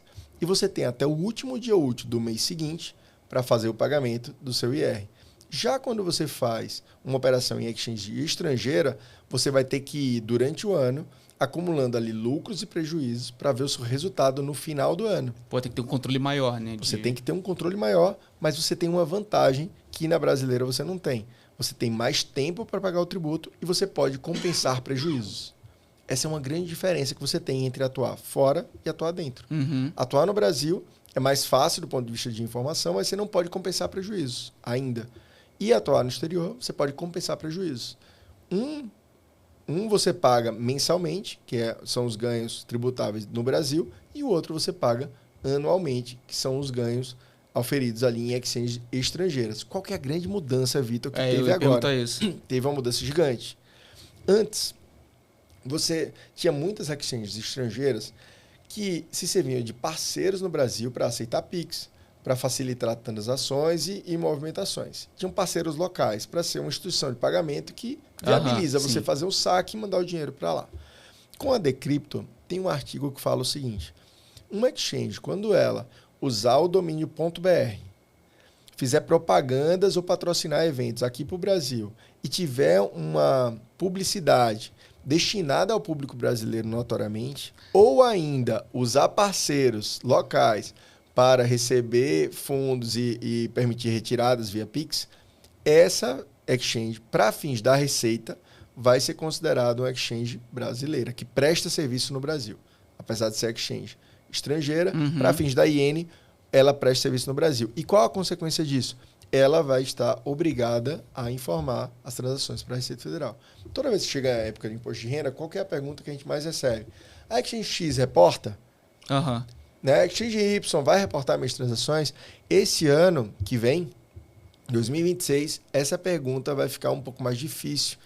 Na verdade, difícil para o contribuinte, mas mais fácil de responder, porque nós temos requisitos objetivos. Então, se ela faz propaganda no Brasil, patrocina time de futebol, evento, etc., faz propaganda destinada ao público brasileiro, você consegue fazer um Pix para ela, ela deveria então, reportar. A maioria, cara, tipo... A maioria. A maioria. Não vou citar nomes aqui, mas toda vez eu recebo a mesma pergunta. A Exchange X vai... É essa aí que vocês estão pensando mesmo. É essa que vocês estão pensando. Eu não sei se ela vai reportar de fato, mas a regra é, se a empresa está de fato aqui, atuando no Brasil, o pleito das outras exchanges que atuam no Brasil foi, olha, a gente atua aqui e paga toda a tributação e dá a informação. E os caras vêm aqui, atuam, mas não estão aqui, então não pagam nada. Esse vai ser um grande ponto aí de virada. A Receita espera com isso pegar informações de exchanges que antes ela não pegava. Essa é uma grande mudança que teve agora, que vai passar a vigorar a partir do ano que vem. E quando a gente fala de P2P, a gente tem... eu estava até conversando com outro convidado que veio aqui também sobre isso, e aí tem P2P que reporta e P2P que não reporta. Cara, qual é o cuidado que tem que ter nesse tipo de transação, vamos dizer? Tipo, vou comprar com P2P que não reporta. Cara, como é que funciona isso? A gente ficou se questionando, tipo, cara, não sei como é que os caras fazem lá e tal, essa questão. Como responder essa pergunta sem se enrolar, né? Então, vamos pensar aqui, né? Não é só o humorista que tem que pensar no processo, né? Os humoristas pensam no processo. Como responder de verdade essa pergunta? A questão é a seguinte: imagina que você vai pegar $1. Geralmente você vai na casa de câmbio e pega $1. Quando é pouco dinheiro, você vai pegar $50, $100, você pode pegar com um amigo que viajou e sobrou dinheiro ali no escritório, você passa, alguém viajou, alguém tem dólar, manda no grupo de condomínio, né? E você vai pegar $100, $1.000, uma quantia pequena.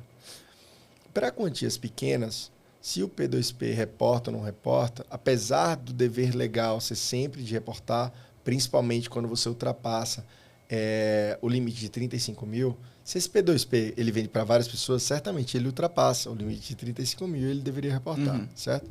Mas para você que você está comprando, se é pouco dinheiro, geralmente você não vai ter um grande problema.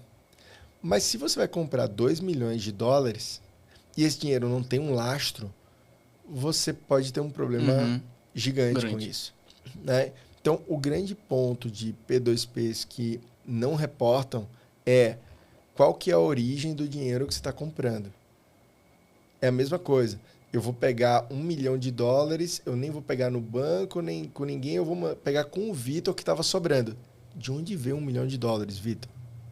E aí que começa o lastro e o risco, entendeu? Principalmente se você faz isso em volume. Vou te dar um exemplo. Eu sou uma empresa e eu importo 2 milhões de dólares por mês.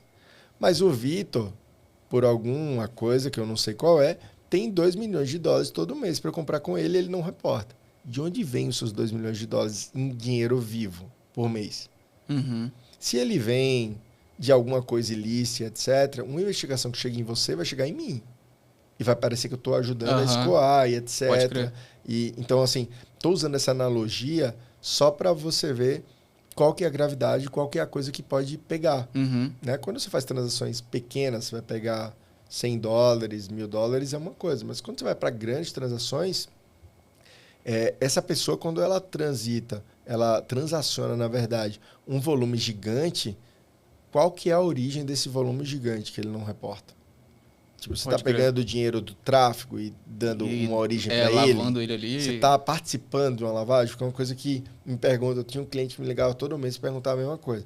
Tiago, posso ser preso? E essa pergunta era sempre. Ele dizia, posso ser preso porque não paguei meus tributos? Essa é uma questão que chega sempre. E no Brasil, você não pode ser preso porque você deve tributo. Então, você comprou Bitcoin e vendeu e deve seu tributo, o Estado vai atrás de você por outros meios, vai procurar o seu patrimônio. Mas isso não quer dizer que você não pode usar o criptoativo e estar envolvido numa outra atividade ilícita, de lavagem de dinheiro, etc. Então, quando você vê uma pessoa sendo presa por esse motivo, ela não foi presa porque transacionou com cripto. Ela foi presa porque ela estava fazendo a lavagem de dinheiro. Se a lavagem fosse em dólar, em euro ou em cripto, o efeito é o mesmo. Sim. Então você não é preso porque você deixou de pagar. Mas você pode cair numa complicação gigante porque está envolvido numa linha de dinheiro que pode não ter uma origem correta. É a mesma coisa, fazendo uma analogia, desses 2 milhões de dólares que eu estou pegando, e se é um agiota, se é um traficante que está recebendo. Afinal, eu não sei de onde vem os seus 2 milhões de dólares, entendeu? E se ele faz isso para várias pessoas, você está participando de uma rede que escoa 100 milhões de dólares. Pode crer. E aí, para você sair no jornal, é bonito. É 2 tempos. Até tu explicar o que é. Até você explicar, já acabou. Reputação já foi lá embaixo. Já era. Então, assim, na lista, só para ficar uma imagem, né, para quem está em casa, no caderninho do cara tá lá. Pode crer. O cara é responsável por lavar dinheiro, sei lá, do comércio irregular do centro de São Paulo. E para onde esse dinheiro ia? 2 milhões mensais iam para o Vitor. Teu nome tá 1 lá. milhão. Eu disse, cara, então quer dizer que você sabia do esquema inteiro? Não necessariamente. Você não sabia, às vezes. E às vezes com pouco dinheiro você pode estar numa lista que vai te dar um trabalho. Que aí talvez não vale a pena, tanto a pena assim. Exato. Tá então, quando você está tratando de pouco dinheiro, é uma coisa. Né? Você foi lá e pegou 100 dólares, 1.000 dólares é uma coisa. Mas quando você tem uma operação recorrente, etc. E lógico, mesmo para pouco dinheiro é um risco gigante. Sim. Só estou dizendo que uma coisa é eu pegar aqui com você 100 reais e eu digo, pô, Vitor, precisando aqui, estou sem dinheiro. Mas outra coisa é eu pegar aqui 500 mil reais. Tô ligado. É totalmente diferente. E falando um pouco de... Não sei se isso tem nessa nova regulamentação. Falando um pouco de cartões cripto. Que hoje está muito em alta aí. A galera tem usado bastante e tal. Como é que tá isso? Tipo, tem alguma lei dizendo alguma coisa ali? Como é que funciona? As resoluções, elas vieram para coleta de informação. Então, assim, tanto as empresas VASPs, é considerado uma PSAV, né, o prestador de serviços de ativos virtuais aqui no Brasil, aquele que faz intermediação ou custódia de criptoativos para um cliente, ou a mescla das duas. Quando você tem uma operação de cartão de crédito com cripto, geralmente ele é abastecido pelo seu cripto. Isso. Aí o cara faz tipo, meio que a custódia ali. E ele faz meio que a custódia. E depois ele faz a intermediação da troca, porque ele vai trocar aquilo por dólares, em alguns casos, dependendo da sistemática do cartão. Então, essas empresas, por fazerem esse tipo de atividade, elas vão passar a reportar também. Então, elas vão estar conectadas com a rede de informação que antes ficava, entre aspas, fora do radar. Então, essa tem sido um olhar para o mercado. Toda essa regra vai começar a valer a partir de fevereiro, né? Eles vão, mas assim, eles vão reportar a partir do momento que eu deixei meu dinheiro lá ou a partir do momento que eu usei meu dinheiro numa maquininha, por exemplo? Em teoria, ele tinha que reportar nos dois momentos. Nos dois momentos. O que eu estou guardando e o que eu estou usando. A partir do momento que você está mandando, ele está fazendo a custódia. E aí, como ele tem uma obrigação de envio mensal de informação... E aí, na hora de passar na maquininha, ele também vai estar usando por causa da Porque a ideia é que uma prestadora de serviço de ativo virtual, como regra geral, ela vai ter aquela obrigação que ela vai assumir por você, né? Antes, quando você vai para uma exchange nacional, ou alguma operadora, alguma PSAV, ela vai fazer todo o reporte mensal para você. Então, as operadoras de cartão que estão envolvidas nisso, elas vão ter que se adaptar a esse tipo de informação. Recentemente, a vida do tributarista ela é emocionante no sentido de que é como se fosse um videogame. Eu gosto muito de pensar o tributário como um videogame. E no Brasil é um videogame no modo hard. Né? Não tem modo easy. Pode crer. Até porque o chefão é pesado e o chefão, ele muda a regra do jogo toda hora. Direto, cara. Então, assim, essa semana saiu o plano de contas COSIF, que é como se fosse a estrutura contábil que as empresas, instituições financeiras têm que cumprir, e aí sai uma atualização para como elas vão reportar os ativos virtuais. Porque não basta você dizer que eles vão ter que reportar, você tem que dar para eles o parâmetro. Né? Como que ele vai, onde que ele reporta, em que linha e etc. Então, isso abre um mercado para quem está na contabilidade, no direito, gigantesco, para você aprender a tratar esse tipo de ativo, onde alocar, como valorar, né? Qual o valor que eu coloco lá. Naquele meu exemplo, a gente foi num jantar, pagou R$1.000, deu a conta R$1.000, a gente pagou em alguns satoshis. Como o cara contabiliza lá. Então, tudo isso faz parte de uma nova realidade e os profissionais vão ter que estar adaptados para isso. Os advogados vão ter que estar adaptados, os contadores, os empresários e todo o resto da cadeia. É uma revolução que começou de forma muito interessante, totalmente a par do Estado. Só que ela ficou tão grande que agora ela tem uma parte que está a par do Estado, transações P2P não reportadas, etc. E você tem uma outra gigantesca, que são os fundos agora podendo investir em cripto, o mercado fazendo ETFs de cripto. Agora você tem... Bitcoin Treasury Companies aí. Exato. Então você tem aí o Michael Saylor fazendo a rapa no pote. Você tem um monte de players institucionais. E esses players, eles precisam de regras para votar. Sim. Que é o old money. Né? Exato. Você precisa pegar o old money, que de fato é quem tem dinheiro robusto, que é onde está o dinheiro. Onde está o dinheiro de verdade. Exato. Só que quem tem o dinheiro de verdade, centenas de milhões, não vai botar porque achou e vai pegar um not your keys, not your coins. Não vai ser o cara anarquista lá, não sei o quê. Não vai. Então, você tem várias comunidades. Você tem comunidades de DeFi, você tem o DeFi Verse, você tem pessoas que têm um conhecimento profundo para ter a sua autocustódia. É uma afronta se chegar lá e dizer, não, eu estou com a carteira no Exchange X. Né? O pessoal tem outro nível de maturidade. Sim. Mas tem todo um outro mercado e que tem uma grana violenta. Que a maior parte da grana está ali. É a maior parte. Então, quando uma empresa gigantesca, multinacional vai investir, ela vai querer saber quem que é o custodiante, então ela vai chegar na Fireblocks, vai ver como que é a estrutura da Fireblocks, qual que é o seguro que está envolvido. Ela vai querer saber quem é o diretor da Fireblocks, usando aqui só como exemplo. Sim. Mas ela vai querer saber toda a estrutura. E o que isso vai fazer? Agora você tem um mercado que tem dentro do Estado e outro que está ali, ainda fora do Estado. Só que essa estrutura foi muito robusta. É interessante a gente ver que o Bitcoin veio para eliminar intermediário, P2P. Aí agora você tem um custodiante, uma tokenizadora, você tem uma corretora. Cara, que não tem jeito, né? O negócio cresceu muito, cara. E aí, quando cresce de um jeito que chega no institucional, cara, pô, vai ter isso, cara. Não tem muito não tem muita saída, tá ligado? É uma pergunta que eu recebo sempre, né? Não, Thiago, beleza. É not your keys, not your coins, a questão é P2P e tal. Eu quero comprar meu primeiro Bitcoin, eu tô 500 mil aqui. Como que eu faço? Eu tenho que mandar o dinheiro real para essa pessoa. Qual a conta bancária dela? Eu mando primeiro ou ela manda para mim? Como que funciona? E aí? Pode crer, cara. E aí? Eu quero começar agora, mas eu tenho grana, eu tenho 500 mil. Bate aquele medinho aí. Eu quero começar com um Bitcoin agora. E aí? Quem transfere para quem primeiro? Pode crer, cara. E outra, para onde eu transfiro, né? Eu te dou 500 mil reais em dinheiro. Se eu vou te dar em dinheiro, eu vou ter aquele mesmo problema de entrega de dinheiro, né? E aí, eu apareço primeiro para você, aí você tá lá, você vai me matar e levar uma sacola de dinheiro? Exato. Tem questões ainda aí a serem colocadas quando eu tô falando de muito dinheiro, sabe? Quero comprar 500 milhões de dólares de Bitcoin. Como que eu faço? Ah, não, manda para minha conta, eu te mando Bitcoins. E aí? Na verdade, na prática, como que eu faço essa operação? Eu sento com você e você promete, e aí? Cara, tipo, tem uma questão interessante. Tipo, você saberia dizer como é que esses caras de... Tipo, Michael Saylor da vida, como é que ele compra o Bitcoin?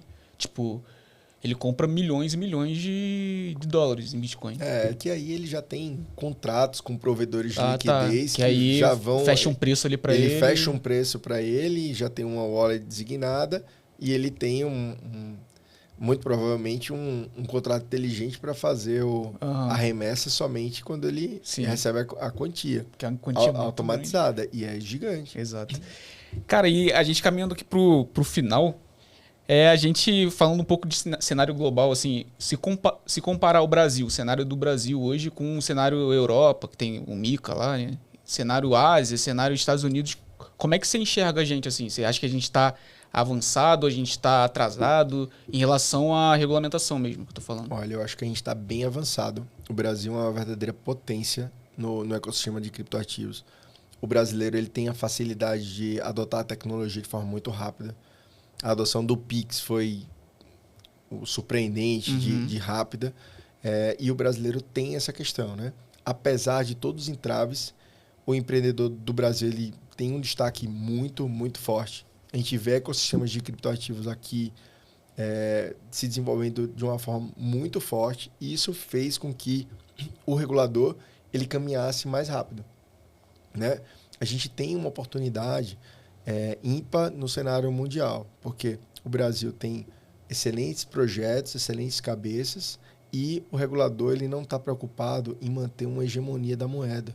Porque vê só que interessante. Quando a gente estava disputando fábricas, você tem uma série de requisitos para alocar uma fábrica num país. Quando você está disputando um ambiente que é infraestrutura tecnológica, eu não preciso de ambiente físico. Eu preciso de um ambiente regulatório, saudável e estável. E o Brasil tem uma oportunidade grande de atrair empresas, porque aqui a gente adota a tecnologia rápido e o nosso volume é muito grande. O quanto de volume ainda precisa ser usado para se usar stablecoins e transações de exportação. O Brasil é um grande exportador. E qual que é a nossa diferença, por exemplo, para um regulador americano? O regulador americano ele tem uma preocupação que o Brasil está muito longe de ter, infelizmente, que é manter a força do dólar. Ele tem que fomentar o desenvolvimento de tecnologia, mas, por outro lado, não deixar o dólar fraco o suficiente. Afinal, é a moeda de hegemonia global. O Brasil não tem esse problema. Nós assistimos aí grandes batalhas da SEC com a Ripple e tinha uma questão política muito forte por trás. Até onde eu vou deixar esse ambiente crescer? Só que aqui no Brasil a gente não tem esse lado, porque a gente não tem uma moeda forte a proteger. Mas a gente tem um ecossistema gigantesco que a gente pode fomentar. E quanto maior for, no ano passado, salvo engano, foram 400 bilhões de transações declaradas à Receita Federal. 400 bilhões de reais. Esse número é gigantesco. Detalhe, foram 400 bilhões, teve mês que foram mais de 8 milhões de CPFs transacionando cripto. 8 milhões declarados à Receita. Agora você imagina se foi essa quantidade de transação sem a regulação, ou seja, sem os grandes players, as grandes empresas, os grandes exportadores. Imagina agora que você tem uma regra clara, você tem empresas certificadas, licenciadas pelo Bacen, o volume de dinheiro vai ser muito grande. Querendo ou não, traz mais segurança para esses caras, né? Exatamente. Esse é o tipo de cara que ele não pode arriscar.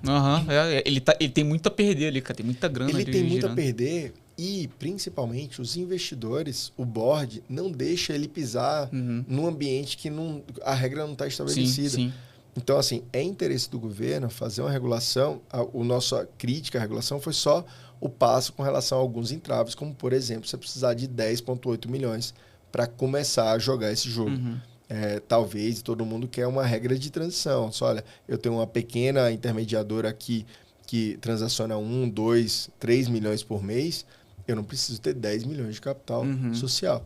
Mas, por outro lado, a gente tem um regulador que está ciente disso. A gente tem muito dinheiro a coletar. Quanto mais dinheiro for transacionado em cripto aqui, é mais movimentação da economia que não está indo para outro lugar. E se a gente não for atrativo aqui, a gente vai espantar esse tipo de investimento, esse tipo de consumo, né? Quando eu tenho uma caça às bruxas lá nos Estados Unidos, é legal para a gente, porque a bruxa pega a vassoura e vem para cá. Porque é muito rápido vir. É só montar na vassoura, né? E vir para cá. Pode crer. Porque no momento de tecnologia, você não precisa montar nada.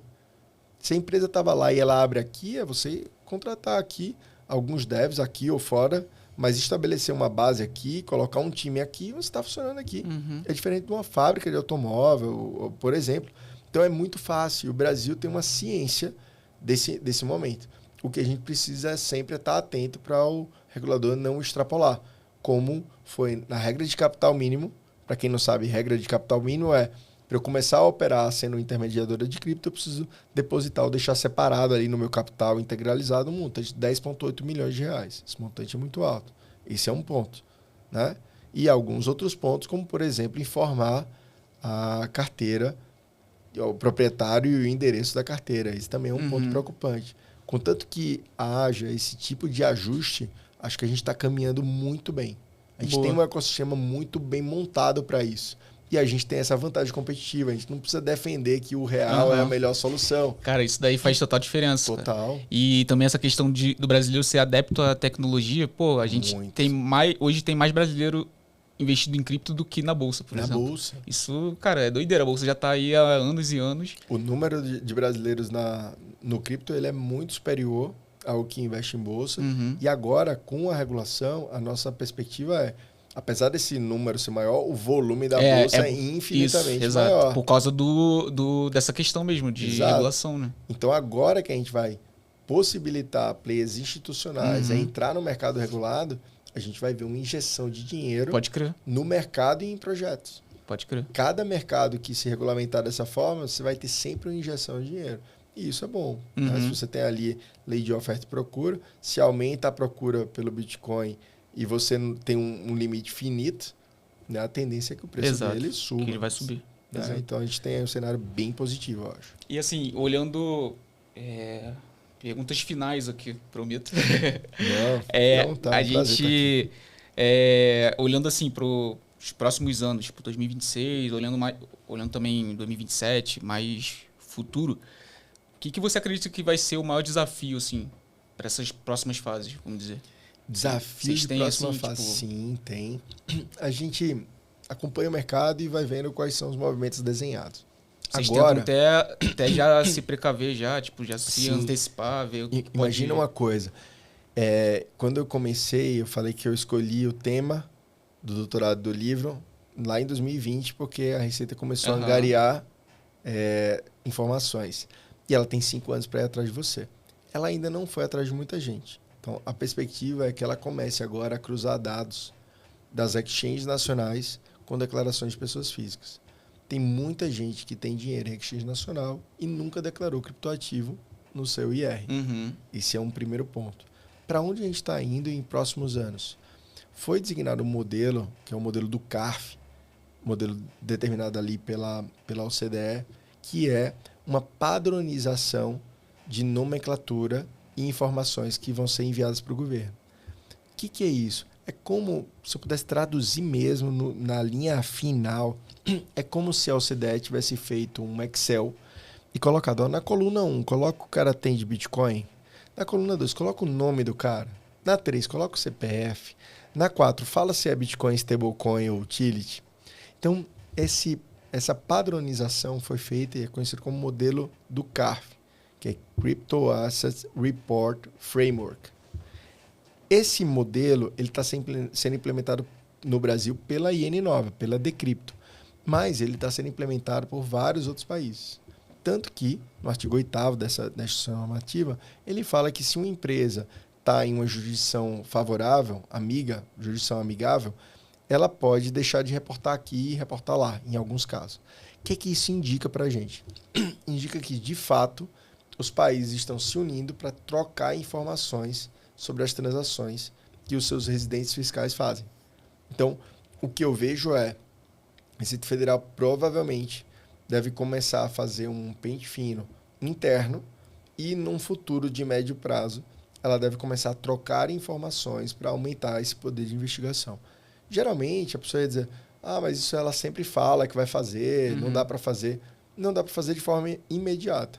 Mas chamou a atenção de muita gente, a minha, quando eu verifiquei ali que tem um artigo dizendo que a empresa pode deixar de reportar uma informação aqui, caso ela tenha reportado num outro lugar X, que teoricamente seria o lugar que haveria uma troca de informações.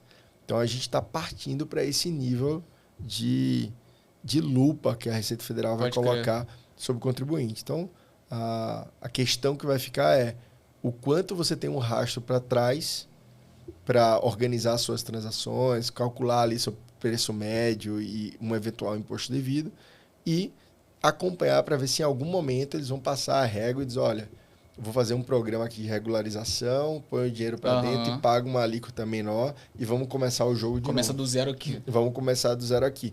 Essa é uma possibilidade. Mas eu acredito, de acordo com o time, a cada ano que ela passar sem autuar as pessoas agora, ela vai deixar dinheiro na mesa.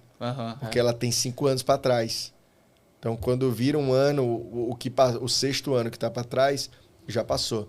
Então, é muito provável que ela dê essa encaminhada. Quando der essa encaminhada, aí você vai ter que procurar advogados, contadores, pessoas especializadas para remontar e fazer ali o seu custo médio, calcular a sua tributação, fazer o seu plano. Porque o importante, assim como a gente está indo para palavras finais, Vitor, o importante para quem está em casa assistindo é o seguinte, você precisa conhecer a regra do jogo, seja para você regularizar seus ativos, seja para você continuar fazendo da forma que você está fazendo. Saber o que acontece se a receita vier, qual que é o valor que ela vai te cobrar, como que você se defende dessa multa. Vem o auto de infração, você tem 30 dias para apresentar uma impugnação, pode ter uma fiscalização no meio. Então, o ideal para quem está em casa é saber como que funciona esse processo, para você dormir tranquilo, tendo optado por um lado ou pelo outro. Porque quando você não sabe nem qual é o procedimento que pode acontecer quando você está numa situação X que seja sua, fica mais difícil de você mensurar o risco, né? Você está dormindo sem saber. É como se você soubesse que está devendo, perdeu o controle, mas você não sabe se você está devendo 10 milhões ou R$1.000. Então, isso para algumas pessoas tira o sono completamente. Sim, e a ansiedade vai lá vai lá em cima. Já basta a ansiedade do mercado. Você não precisa de uma ansiedade que uma pessoa pode trazer um número e dizer, olha, o número é esse. É a mesma coisa daquela pergunta que eu falei agora, um pouco antes. Posso ser preso? Não, não pode. Mas eu faço operação P2P com um cara que não reporta. Então, não é que você pode ser preso. É que se tiver um problema com esse cara, talvez você esteja envolvido. Quer correr esse risco? Esse é um exemplo clássico. Sim. Tiago, você está dizendo para não fazer? Não, eu só estou dizendo que você tem que mensurar os seus riscos. Né? Todo mundo sabe. Dirigir sob efeito de álcool é ilegal. Você vai dizer para alguém, beba e dirija? Não. Mas você vai saber que há um risco se você comer um bombom de cachaça, se você tomou um conhaque no final da comemoração, ou se você encheu a lata na confra e está voltando. Né? Então essa analogia foi boa mesmo. Tem grau de risco, né? Você sabe opinar. Só que no tributário, o cara não tem nenhuma noção do seu grau de risco. Pode crer. Aí ele faz uma operação, de repente ele está no jornal, aí ele chega lá no escritório, mas eu não tenho nada assim, então. Aí agora, além de tudo, você vai ter que gastar com honorário, com outra coisa. É mais fácil você organizar os pontos. Bom, Thiago, cara, foi uma conversa muito informativa, foi muita informação. Acho que a galera vai gostar bastante. Principalmente o pessoal que tá meio na corda bamba ali. Não sabe nem a altura da mesa, né? Exato. Cara, foi uma conversa muito boa. Quero te agradecer aqui por ter vindo. Que isso, eu acho que obrigado. Ter você aqui, eu acho que também ter você para os próximos vai ser muito bom para a gente estar atualizando a galera. Eu acho que, como você disse, tem sempre atualizações novas aqui nesse mercado. E, cara, eu queria que você olhasse para essa câmera, falasse aí os seus projetos, teu livro, falasse seu escritório também, se você tem algum curso, enfim, fica à vontade. Faça o seu jabá, né? Isso aí. Isso aí, Vitor. Foi um prazer gigante estar aqui com você, muito bacana. Obrigado. Gostei do bate-papo, passar informação, trocar ideia. É para isso que a gente está aqui, desconstruir o juridiquês. Para você que está em casa e quer ficar por dentro das estratégias e das informações de uma forma simples e de um modo que você entenda, eu costumo colocar conteúdo no meu Instagram, que é o Thiago Barbosa W. Colocava também no YouTube, mas o tempo tá muito escasso. O Bacen não deixa a gente acordar tranquilo. Tem o Bacen, Receita Federal, legislação, Haddad, todo mundo aí descendo a caneta. Então o YouTube tá um pouco abandonado.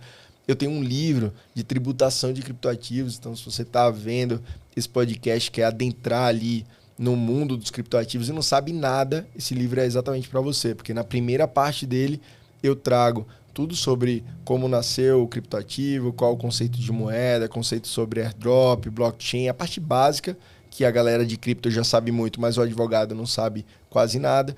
E depois que eu explico essa parte básica, eu passo ali na 2 e na 3 para falar como que esse ativo funciona, como ele é tributado, etc. Sempre trazendo ali QR Code explicativo, videozinho, o que eu puder colocar um QR Code para um vídeo ou para uma imagem, uma matéria que deixe fácil. Né? Eu acho que, apesar de vir de um ambiente acadêmico, eu tento sempre traduzir isso para você. E o curso ainda é um projeto. Acho que a gente tem bastante coisa rodando no escritório. Eu sou sócio do escritório Salles Nogueira, advogados. A gente fica aqui na Paulista e tem tanta coisa rodando ali que não deu ainda tempo de fazer o curso de tributação de criptoativos. Já tenho alunos me cobrando, alunos da pós me cobrando. Vai vender mas pra caramba, mano. Vai ser um projeto aí que, se Deus quiser e a Receita Federal deixar, sai aí no próximo ano. Só ela diminuir a quantidade de instrução normativa. Se o Haddad tirar férias, eu lanço meu curso. Tá certo. Valeu, Thiago. Mais uma vez, muito obrigado. E para você que ficou com a gente até o final, muito obrigado. Cara, em algum canto aí deve estar um botão de curtir, compartilhar. Aperta todos esses botões aí, se inscreve. E muito obrigado. Fique com a gente até o próximo episódio. Valeu.